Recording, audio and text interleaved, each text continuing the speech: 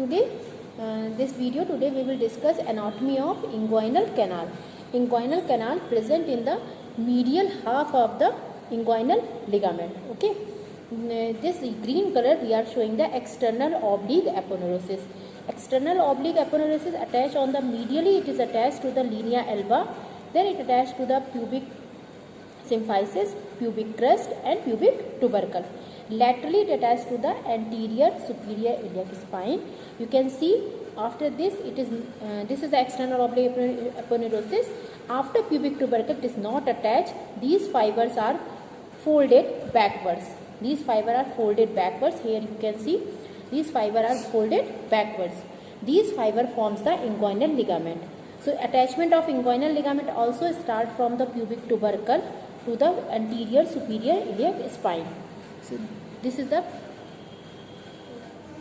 inguinal canal. Inguinal canal is the oblique passage and it is present on the medial half of the inguinal ligament. Okay, it starts from the deep inguinal ring, which we will discuss later, and the outlet of this inguinal canal, it is formed by the superficial inguinal ring.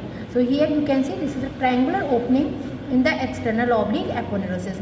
And external oblique aponeurosis is nothing, it is just insertion of external oblique muscle.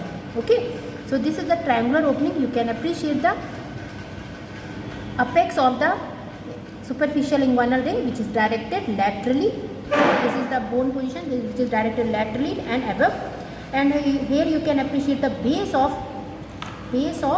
superficial inguinal ring, which is present on the extent from the pubic symphysis to the pubic tubercle. Okay, here you can see these are the two crests of superficial inguinal ring. This is the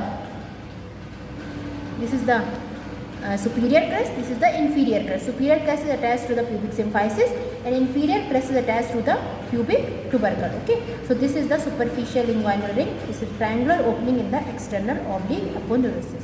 Students, our model of inguinal canal is prepared. Okay, now we can appreciate first the inlet of, we are already seen the outlet of inguinal canal, that is the superficial inguinal ring. You can appreciate, we already discussed.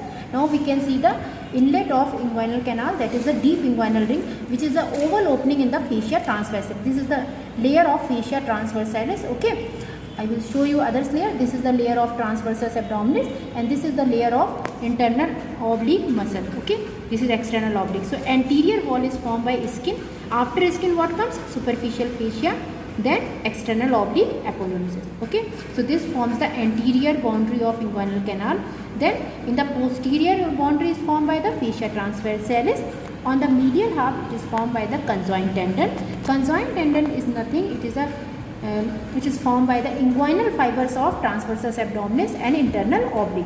So medial half posterior boundary is formed by the conjoint tendon.